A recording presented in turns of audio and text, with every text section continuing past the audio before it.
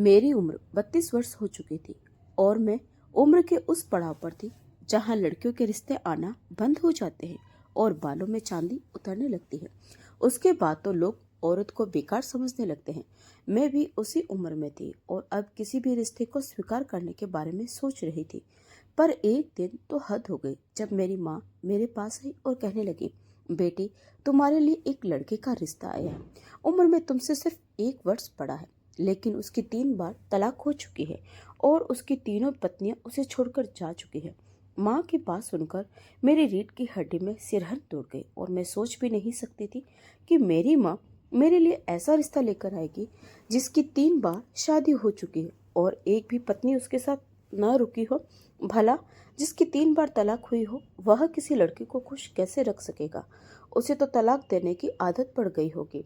तभी मेरी माँ ने कहा, तुम पूछोगी नहीं कि तलाक होने के पीछे क्या कारण थे?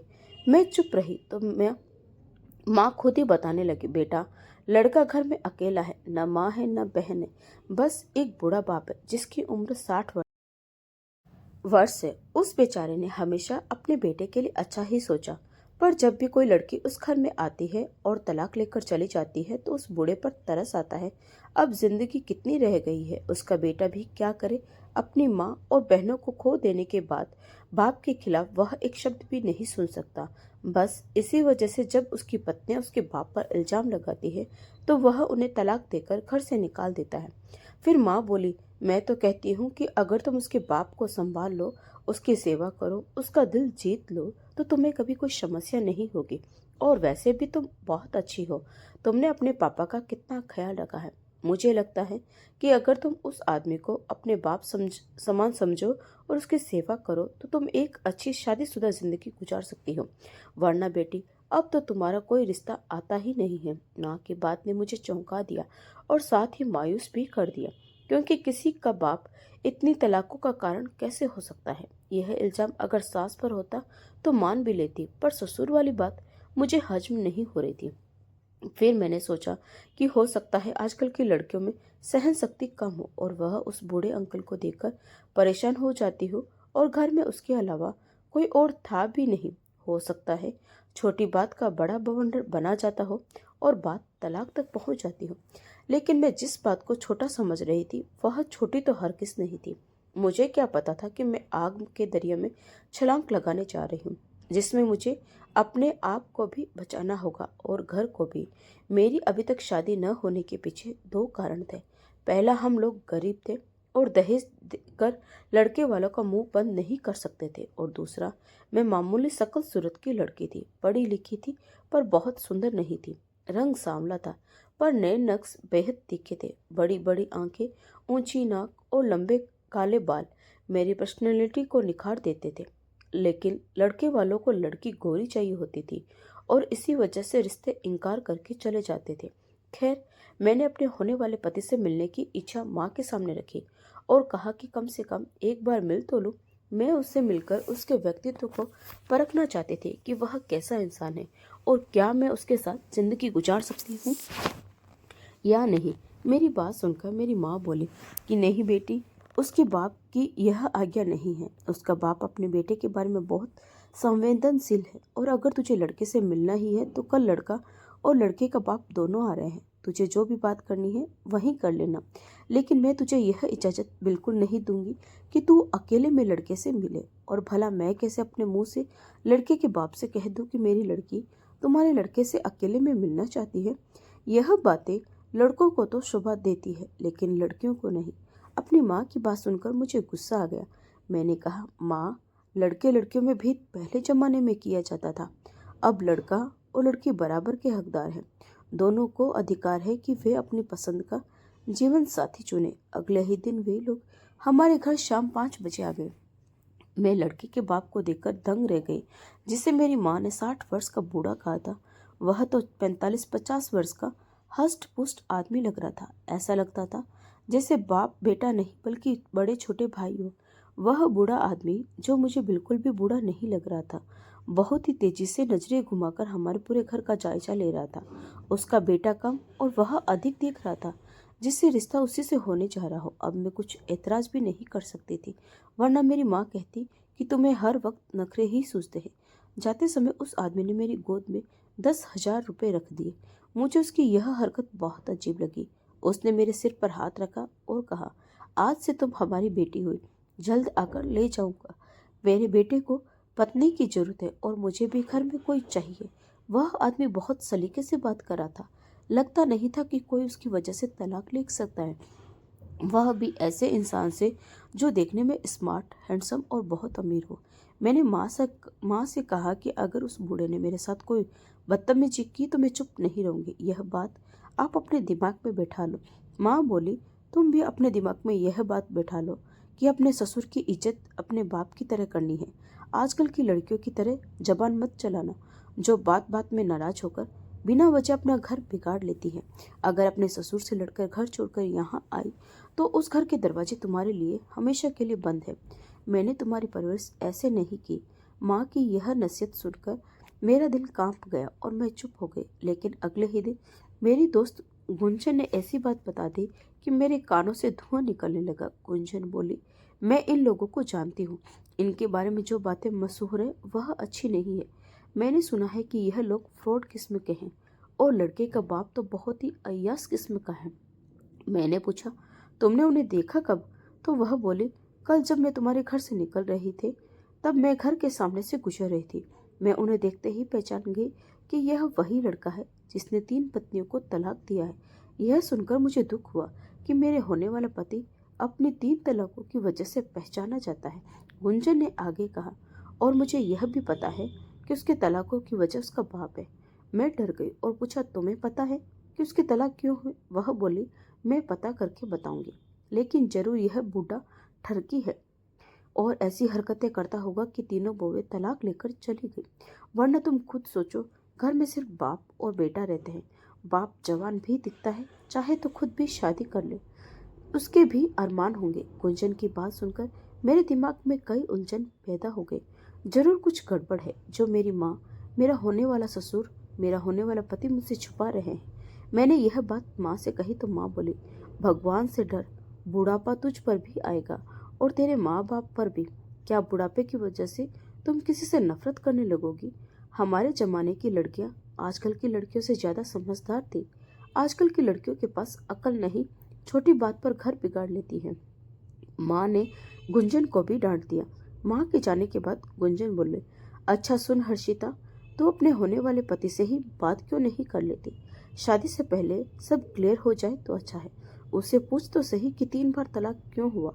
मैंने कहा कि मेरी माँ ने साफ मना किया है कि मैं शादी से पहले लड़के से बात नहीं कर सकती। गुंजन बोली, तो शादी की पहली रात ही सब क्लियर कर लेना, पूरी जिंदगी उसी के साथ बितानी है।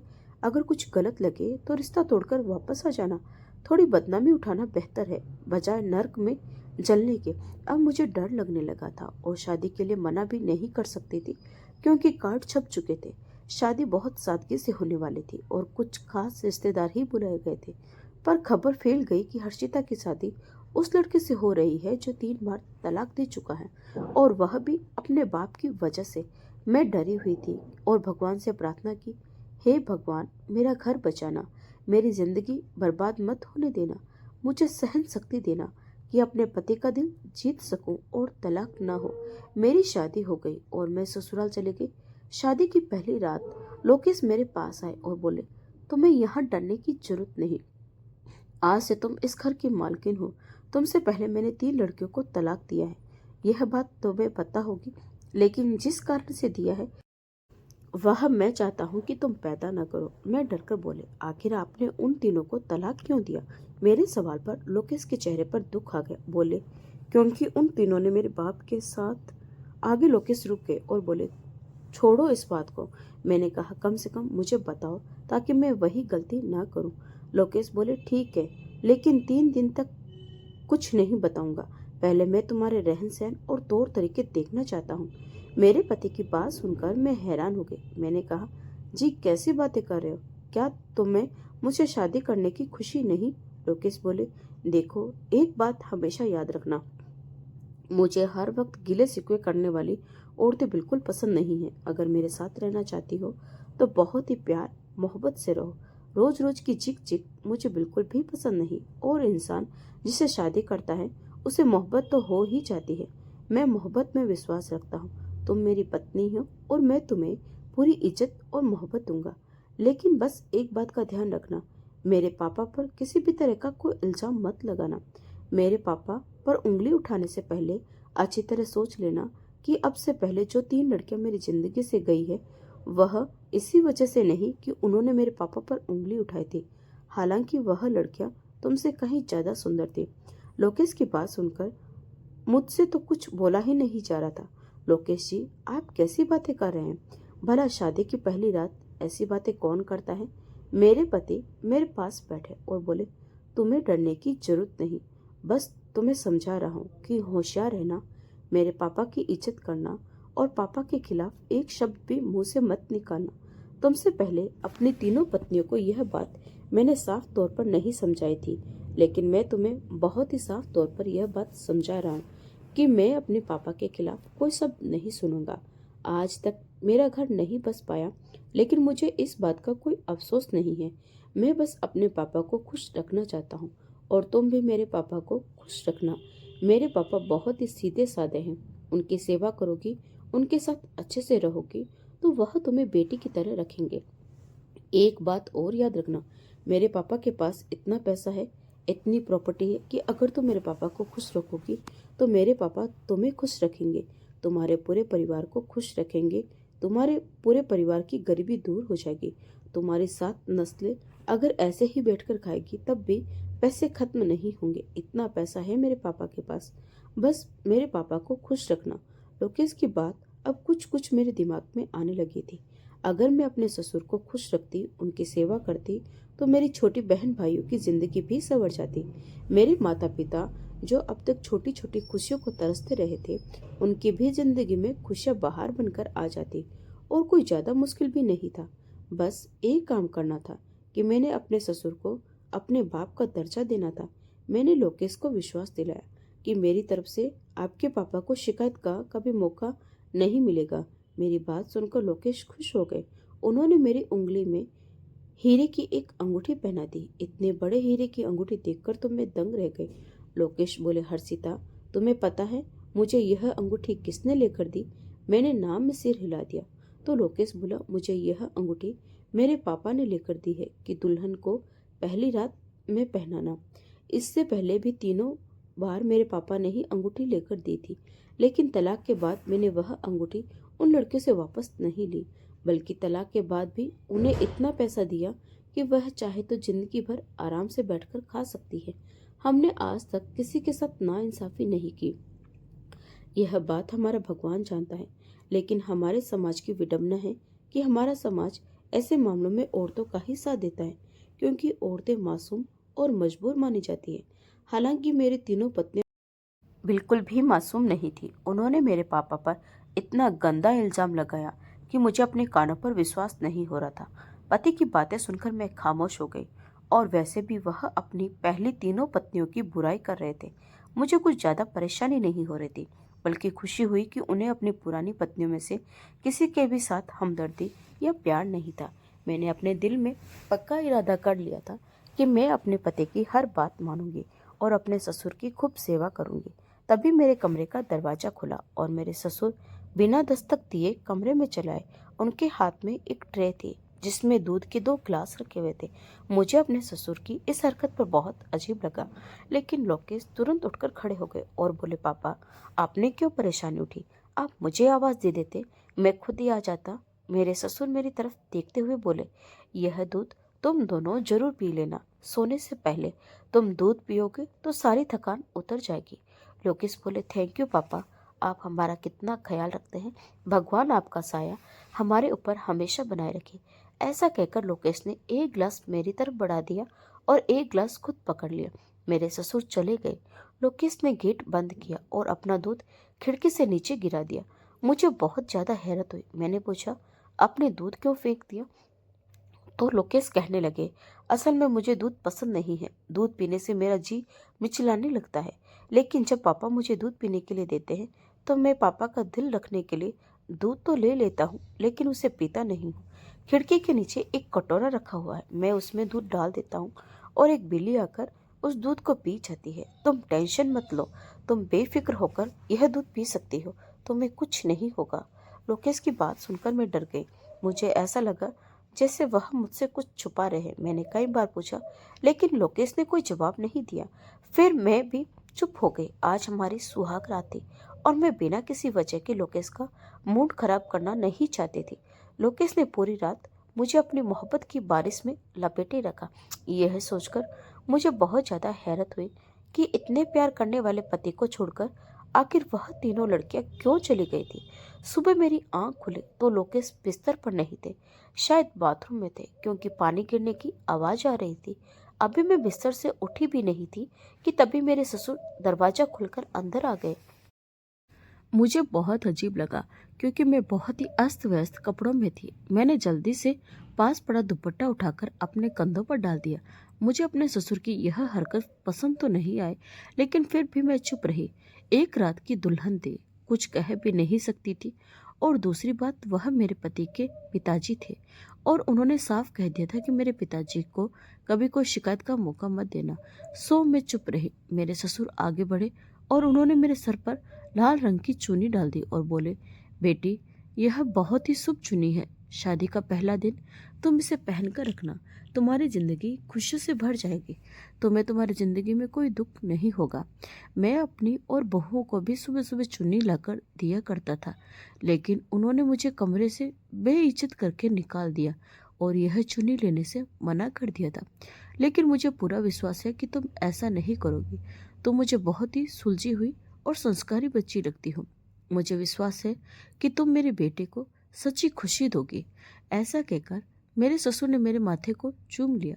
मैं तो हक्का बक्का रह गई। हालांकि जब भी एक बाप अपनी बेटी को प्यार करता है तो उसके माथे को चूमकर ही उसे प्यार और आशीर्वाद देता है, लेकिन पता नहीं क्यों मुझे अपने ससुर का मुझे इस तरह चूमना पसंद नहीं आया। इतनी देर में लोकेश बाहर आ गए। अपने पापा को देखकर बोले, अरे पापा, सुबह सुबह आप यहाँ? मेरे ससुर ने उन्हें बता दिया कि मैं तुम्हारी पत्नी को यह लाल चुन्नी देने आया था। यह कहकर मेरे ससुर चले गए। लोकेश बोले, पापा की बात मानना और पूरे दिन यह चुन्नी पहनकर रखना। मैं लोकेश से कहना चाहती थी कि मुझे तुम्हारे पापा का मेरा माथा चूमना पसंद नहीं आया, लेकिन मैं चुप रही। इसी तरह मेरी शादी को 3 दिन गुजर गए। अभी तक तो सब ठीक चल रहा था, लेकिन अपने ससुर की एक बात मुझे अजीब लगती। वह हर वक्त मेरे आसपास रहते, मुझसे बात करने की कोशिश करते, बहाने बहाने से मुझे अपने पास बुलाते। मेरे ससुर की इतनी ज़्यादा ध्यान देने वाली आदत मुझे बिल्कुल भी पसंद नहीं आ रही थी। कभी कभी तो जब मैं और लोकेश बहुत पास पास बैठे होते और लोकेश मुझसे प्यार भरी बातें कर रहे होते तो मेरे ससुर आ जाते और लोकेश का हाथ पकड़कर उठा देते और किसी काम के बहाने बाहर भेज देते। मुझे अपने ससुर की यह सारी बातें पसंद नहीं आती थी। अगर यही सब लोकेश करते तो मुझे अच्छा लगता, लेकिन लोकेश तो शादी के दूसरे दिन से ही अपने कामों में व्यस्त हो गए थे। अब मैं धीरे धीरे इस घर से जुड़ने लगी थी। मेरे मन में कहीं एहसास होने लगा था कि यह घर मेरा है और उस घर की मालकिन मैं हूँ। मैं पूरा मन लगाकर घर की सफाई करती, उसका ध्यान रखती। एक बात और थी, मैं पूरे घर की सफाई करती, लेकिन मेरे ससुर अपने कमरे की सफाई कभी नहीं करने देते थे। वह हमेशा अपने कमरे में ताला डाल कर रखते। जब सोने जाते तभी का ताला खोल देते और अंदर जाकर सो जाते। मैंने एक दिन लोकेश से कहा कि लोकेश, तुम्हारे पापा कमरे में ताला क्यों डाल कर रखते हैं? मैं तो सोच रही थी कि पापा के कमरे की भी सफाई कर दूं। मेरी बात सुनकर लोकेश थोड़ा परेशान हो गए। कहने लगे कि मेरे पापा की यह पुरानी आदत है, वह अपने कमरे में किसी का जाना पसंद नहीं करते। यहाँ तक कि उन्होंने कभी मुझे भी अपने कमरे में नहीं जाने दिया। तुम ऐसा करो, बाकी घर की सफाई करो, पापा के कमरों को ऐसा ही रहने दो। हमारे घर में काम वाली भी आती है। उसने भी मुझे बता रखा था कि बड़े मालिक अपने कमरे की सफाई किसी को नहीं करने देते। शादी को 1 महीना बीत गया, लेकिन मेरे ससुर का रवैया वैसा ही था। वह अपने कमरे को हमेशा ताला लगा कर रखते। अब तो मैं बहुत ज़्यादा परेशान हो चुकी थी। मुझे लगता था कि जैसा कमरा बहुत ज़्यादा गंदा हो चुका होगा। हम रोज़ अपने घर की सफाई करते हैं, तब भी घर गंदा हो जाता है, और फिर पापा के कमरे की तो बरसों से सफाई नहीं हुई थी। मैंने यही बात लोकेश से कही तो लोकेश बोले, हाँ, बात तो तुम सही कह रही हो। ऐसा करो, एक बार पापा से बात कर लो, अगर वह कहते हैं तो कमरा साफ कर देना। लोकेश की आज्ञा मिलते ही मैं अपने ससुर के कमरे में चली आई। आज दरवाजा खुला हुआ था। मैं दरवाजा खोलकर अंदर चली आई। मेरे ससुर बेड पर बैठे हुए थे। मेरी तरफ से उनकी पीठ थी।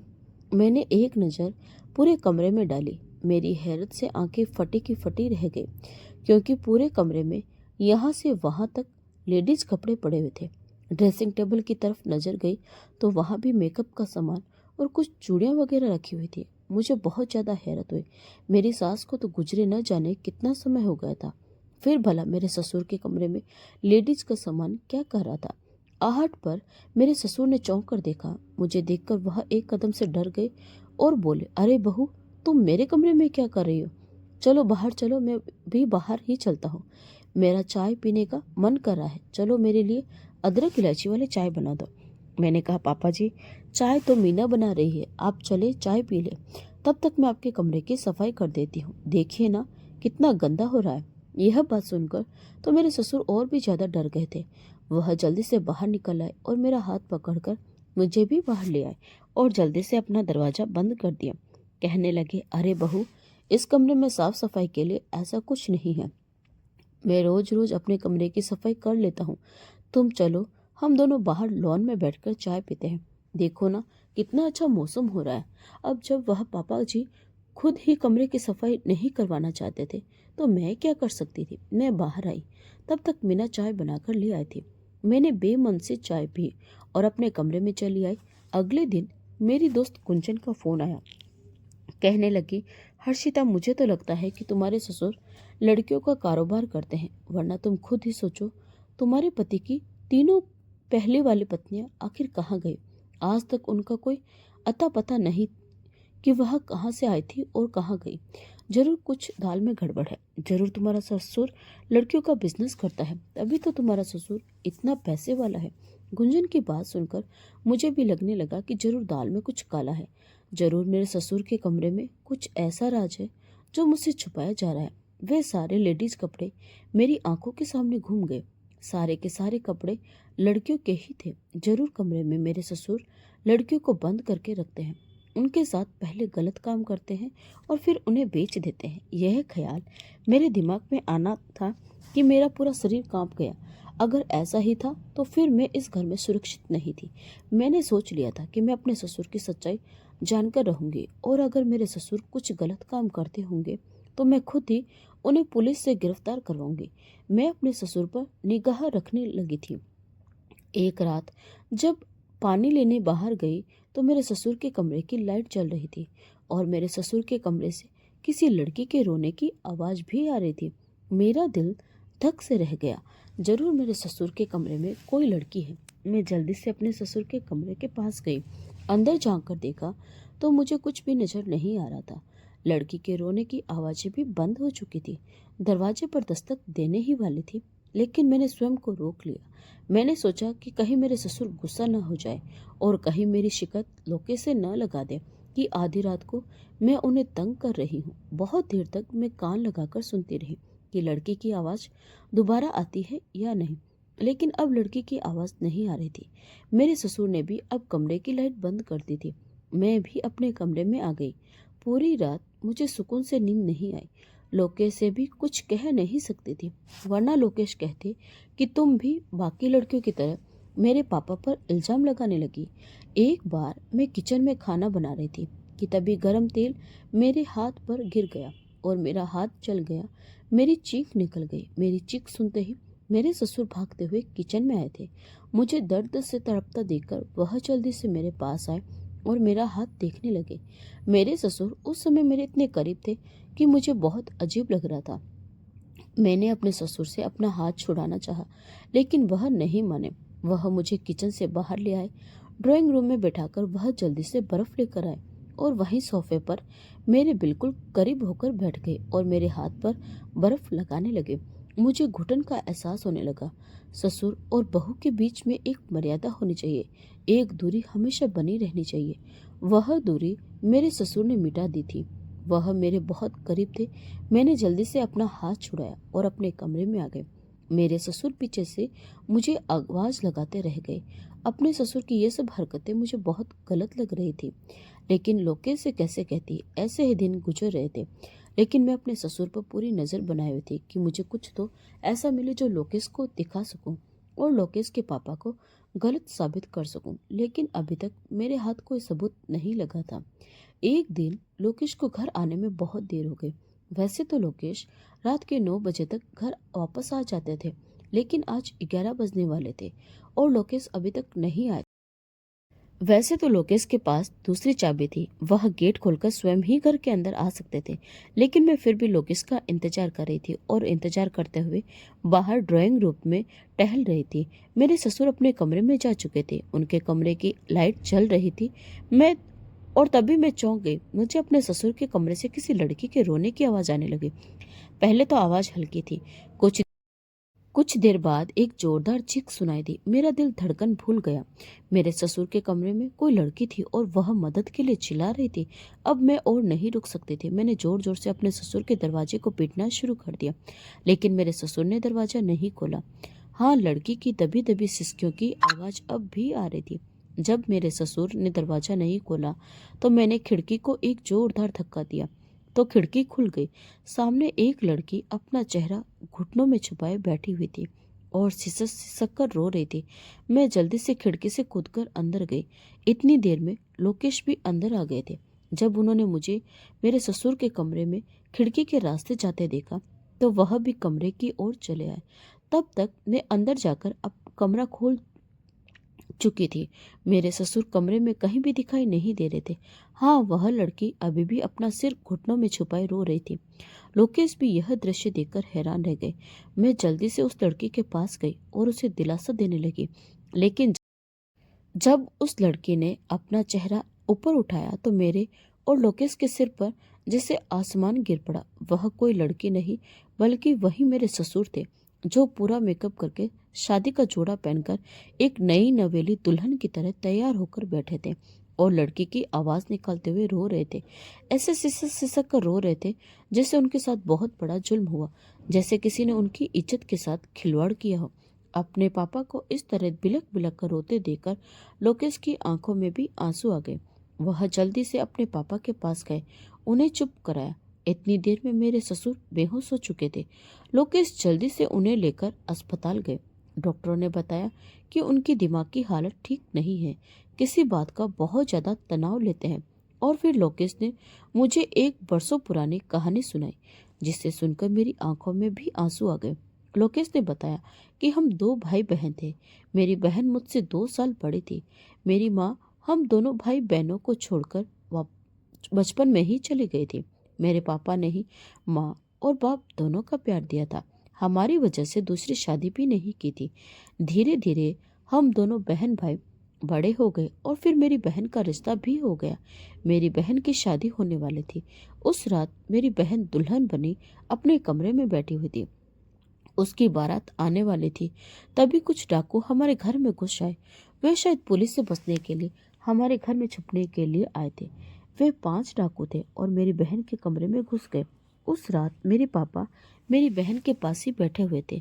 उससे कुछ बातें कर रहे थे और शायद यह सोच रहे थे कि उनकी बेटी अब विदा होने वाली है, इसीलिए उसके साथ आखिरी समय को यादगार बनाना चाहते थे कि तभी उसी समय डाकू कमरे में घुस आए थे। डाकुओं ने मेरे पापा को बाथरूम में बंद कर दिया और मेरी बहन को अपनी हवस का शिकार बना लिया। मेरी बहन चीखती रही, चिल्लाती रही, लेकिन बाहर डीजे की इतनी तेज आवाज थी कि किसी ने मेरी बहन और पापा की चीखें नहीं सुनी। 5 डाकू अपनी मनमानी करके और मेरी बहन की जिंदगी उजाड़कर चले गए थे। अब मेरे पापा ने अपनी बेटी की उजड़ी हुई हालत देखी तो उसी समय उनकी दिमाग की संतुलन बिगड़ गया था। वे चीखें मारकर बेहोश हो गए थे। किसी भी बाप के लिए यह सदमा बहुत बड़ा होता है और उसकी बेटी की इज्जत उसकी आंखों के सामने खराब हो। मेरी बहन को डॉक्टर के पास ले जाया गया, लेकिन मेरी बहन को बचाया नहीं जा सका। धीरे धीरे पापा कुछ सम्मानित तो हो गए, लेकिन मेरी बहन वाले हादसे ने उनके दिमाग पर बहुत बड़ा असर कर दिया था। वह धीरे धीरे दिमागी मरीज बन चुके थे। मैं अपने पापा को कभी हर्ट नहीं कर सकता था, उनकी सारी बातें मानता था। लोकेश की बात सुनकर अब सारी गुत्थी सुलझ चुकी थी। मेरे ससुर गलत नहीं थे। मेरे ससुर जब भी मेरे करीब आते थे तो वह मुझे अपनी बेटी के रूप में देखते थे। उन्हें अपनी मरी हुई बेटी मुझ में दिखाई देती थी। मेरी तीनों सौतनों के साथ भी शायद मेरे ससुर का यही रवैया रहा होगा और मेरी तीनों सौतनों ने मेरे ससुर के इस रवैये को गलत रंग दे दिया होगा। जैसा कि एक बार मेरे मन में भी गलत ख्याल आया था, लेकिन मेरे ससुर की मंशा गलत नहीं थी। उन्हें अपनी बहुओं में अपनी बेटी नजर आती थी और इसीलिए वह बहू के ज्यादा से ज्यादा करीब रहने की कोशिश करते और उसको बहुत प्यार करते। कभी कभी तो अपने बेटे लोकेश को भी डाकू समझने लगते थे, इसीलिए वह लोकेश को अपनी बहू के पास से हटा देते थे। ऐसा करके वह अपनी बेटी की रक्षा करते थे। जब लोकेश की सारी सच्चाई पता चली तो अब लोकेश को भी बहुत अफसोस हुआ। लोकेश ने मुझसे कहा कि मैंने उन तीनों लड़कियों के साथ बहुत गलत किया। काश मुझे पहले से सच्चाई पता होती तो उन तीनों लड़कियों की जिंदगी बर्बाद नहीं होती। मैं पहले से ही अपने पापा का इलाज करवाता। लेकिन मैं मानता हूँ ये सब कुछ तुम्हारी हिम्मत की वजह से हुआ है। अगर तुम उस रात हिम्मत न दिखाती और खिड़की से कूदकर अंदर न जाती तो यह हकीकत कभी खुलकर सामने नहीं आती। अब एक अच्छे अस्पताल में मेरे ससुर का इलाज चल रहा है। डॉक्टर ने उम्मीद दिलाई है कि मेरे ससुर बहुत जल्दी ठीक हो जाएंगे। और फिर धीरे धीरे सच में वही हुआ। मेरे ससुर अब पहले से कहीं शांत हो चुके हैं। कभी कभी आंखों में नमी आ जाती है और वह मेरी तरफ देखकर धीमी आवाज में कहते हैं, बिटिया बारात आने वाली है ना। तब मैं चुपचाप उनके पास बैठ जाती हूँ और उनका हाथ पकड़ लेती हूँ। कमरे में कुछ देर खामोशी रहती है, लेकिन वह खामोशी अब डर की नहीं होती, सुकून की होती है। अब इस घर में ना कोई गलतफहमी है, ना कोई भय और ना कोई शर्म। बस एक बेटी, एक बेटा और एक पिता, तीनों अपनी अधूरी कहानी को नए सिरे से पूरा कर रहे हैं। तो दोस्तों, आपको आज की यह कहानी कैसी लगी कमेंट करके जरूर बताएं। अगर कहानी अच्छी लगी हो तो प्लीज़ वीडियो को लाइक, शेयर और सब्सक्राइब जरूर करें। तो मिलते हैं एक और नई कहानी के साथ। तब तक के लिए आपका बहुत बहुत धन्यवाद।